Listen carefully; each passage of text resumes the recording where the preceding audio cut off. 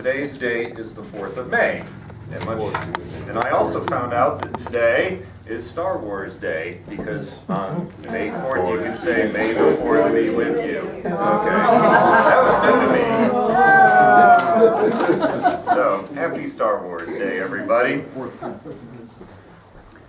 Today's talk was inspired by two different articles I read over the last couple of weeks. The first one comes from the April 2014 issue of Church and State. And it says, Bill Gothard resigned as president of the Institute in Basic Life Principles after 34 women accused him of harassment and 4 accused him of molestation.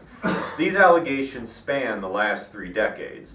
Now that little news blurb might mean absolutely nothing to you, but Jancy and I actually know who Bill Gothard is, because back many years ago when we were in college, Bill Gothard was a huge name in evangelical Christianity, and his writings formed the core of the psychology program at Clearwater Christian College, and Jancy was a psych major, so she heard lots and lots about the stuff that Bill Gothard wrote.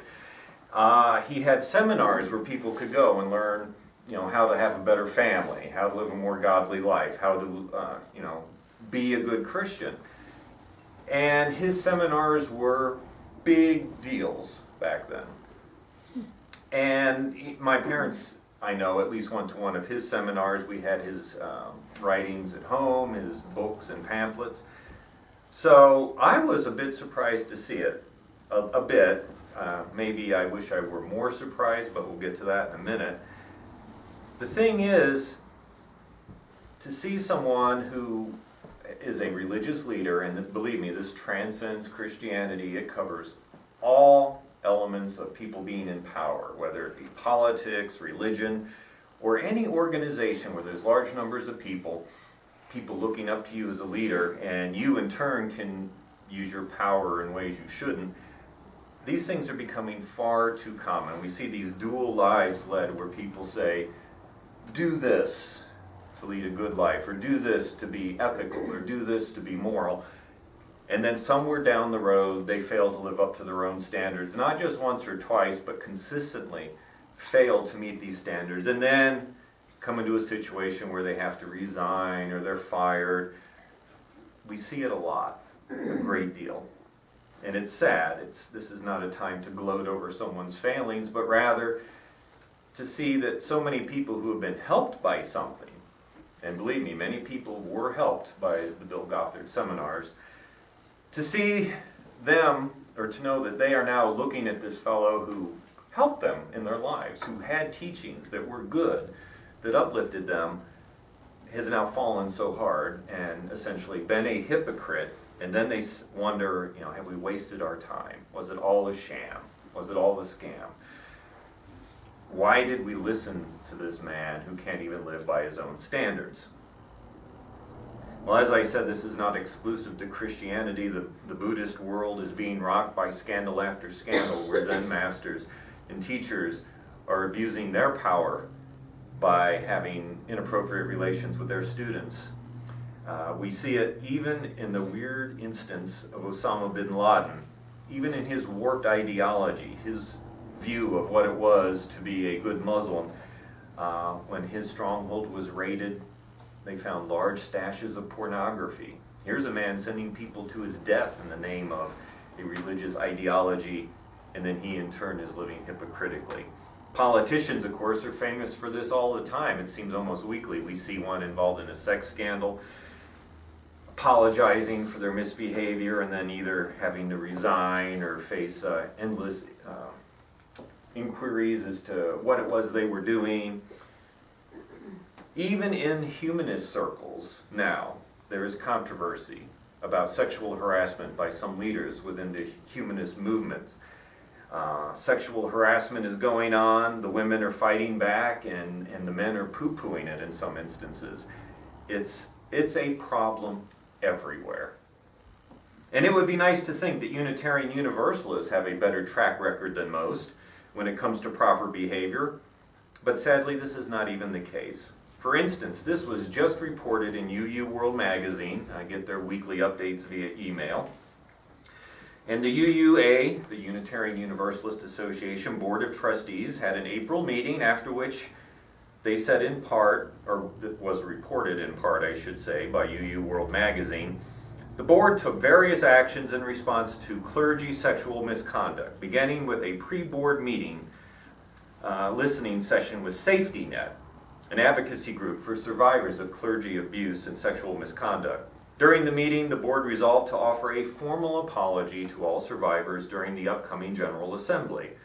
An apology had been offered by the association in 2000, but the board agreed that the apology had not been accompanied by adequate institutional remedies. The board charged its own Congregational Boundaries Working Group to work with the Reverend Sarah Lammert, Director of Ministries and Faith Development, on guidelines for better extending care and justice to all involved in accusation of clergy sexual misconduct. It goes on to report that the UU Ministerial Association will no longer investigate these charges, but rather an independent group, separate from the Minister Association, will now do this. Sexual misconduct, sexual inappropriate behavior, ministerial abuse of power are also issues in the Unitarian Universalist world.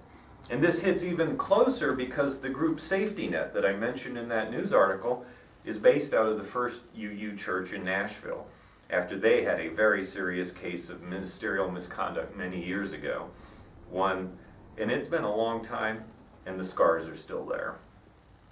So it made me wonder, and I was wondering this before I read this article, but it just continues to make me wonder, is there any religion, ideology, or philosophy that consistently and reliably produces people who lead lives free of hypocrisy, lives that we would want to emulate, and leaders who can withstand the temptations of power? Not 100%, but even 95%, 90%. Is there something out there in the world, and all the ideas of men and women throughout history, that actually transforms people consistently if practiced? Or is this a dream that we'll never find?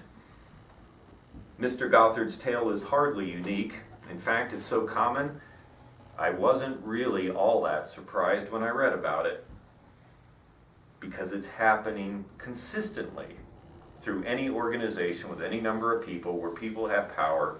That power tends to be abused. There are exceptions, but not nearly enough exceptions. This misbehavior, this corruption seems to be almost epidemic sometimes.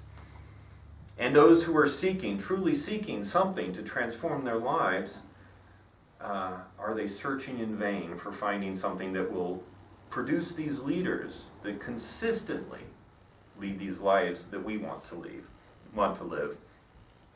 Brad Warner, Zen master, author, and someone whose works I truly enjoy reading, had this to say on his blog, Hardcore Zen, in reference to a movie he had recently watched called Decoding Deepak, a film about Deepak Chopra by his son, Gotham. And this is the second article that I mentioned that produced today's talk. At first, when various gurus, Zen masters, and such like began washing up on our western shores in the 60s, we were very credulous. We really believed these people might be supernatural entities, gods on earth's messiahs. The next phase, which is still going very strong these days, was and is a sense of betrayal and deep disillusionment when our gurus and masters turned out to be people after all. This led to great masses of juicy sex scandal gossip that was for quite a while taking up an unfortunate amount of space on a lot of websites that ought to be dealing with other things. Everyone is shocked to find that teachers are quite capable of acting like total assholes sometimes. They still can't seem to see how their insistence upon believing their teachers to be godlike, and their teachers' misguided belief that they had to pretend to be godlike, created this weird feedback loop that was the actual cause of much of their teachers' misbehavior. And now we're at the beginning of a new phase. Some of us are starting to understand that even if our gurus and masters are not gods on earth, they might still have something valuable to offer. In Decoding Deepak, Gautam Chopra has to admit that even though his dad is kind of a self-absorbed blowhard sometimes, a supposed anti-materialist who loves shopping for expensive glasses and shoes, what Deepak does and says has a positive effect on a lot of people. Something seems to be coming through, even in spite of all the shortcomings of his dad as a human being. The initial response of many of us to our disillusionment with our fallen gods was to reject them completely, while still clinging to the belief that even if that guy turned out to be a jerk, maybe somewhere else out there was someone who was the real deal.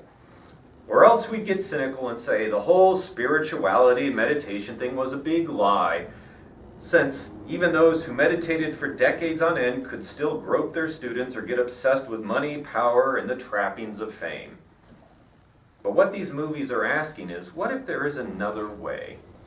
What if we can allow our teachers to be real people with their own flaws and shortcomings, and yet still be capable of bringing forth a wisdom that is somehow beyond all of that?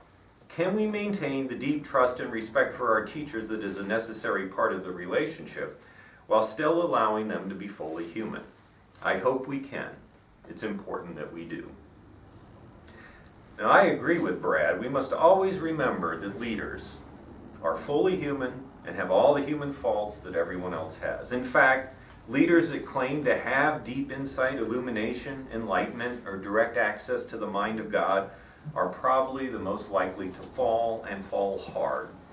When you have multitudes hanging on your every word, it's really easy to start thinking of yourself as special. And after that, it's very easy to slip into hypocrisy and misconduct. So with this understanding, we come to a fork in our road, in our spiritual paths. Any seeker will find themselves at this point sometime as they travel. You will find some writing, some teaching, some instruction that really resonates with you. You are excited and you start reading more deeply, practicing according to their instructions, and begin to find something deeply fulfilling in these ideas. Then you either discover something unsavory about their lives, or if they are still living, they become embroiled in a scandal, and you wonder, is it all garbage? If they can be like this, if they can fall so hard, was anything they said worth reading, worth listening to? Was there anything there to follow? And then you have a choice. Do you reject everything they say and look elsewhere?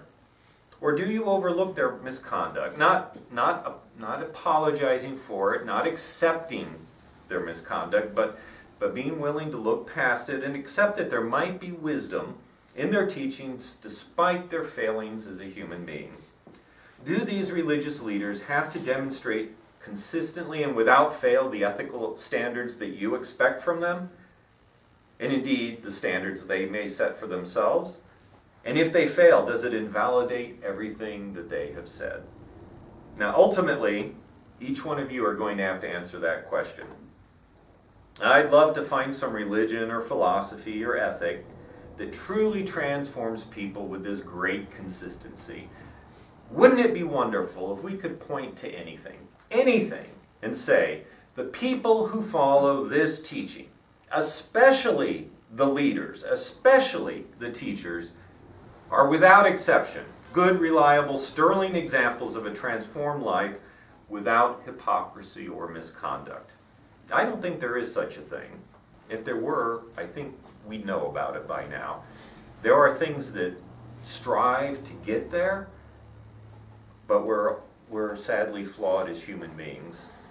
And the leaders are going to fall into those temptations and those pitfalls that we all face on a daily basis. Rather than looking for this perfection, I think what we need to do is find examples of individuals who transform as individuals. And there you will have greater success. You may not find it from a movement overall, but you perhaps know people whose lives you would like to emulate. There are individuals who have been transformed by a number of different sources. And these individuals seem to be able to avoid hypocrisy in their lives. The individual lives ethically. The individual has changed. And the individual does this work, seeks a source of strength, and develops the practice that changes themselves. But it is also the individual that has to do this work, not the leader and not the teacher. If the individual wants to live differently, then they must put in the effort. And by doing it, as an individual, they can hopefully avoid crushing disappointment if an institution or a teacher lets them down. Now, even though we have too many examples of ministerial misconduct within Unitarian Universalism, because even one case is too many, we also know that humans can fail. All of us can.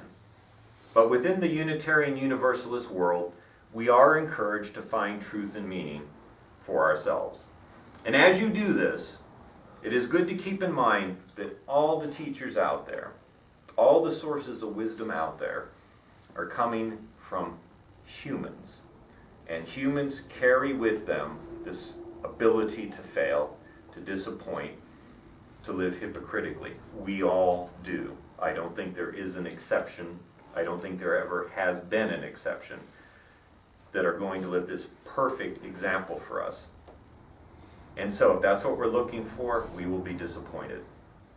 But you can find individuals who lead inspirational lives, who really are worth emulating, even if they're not perfect.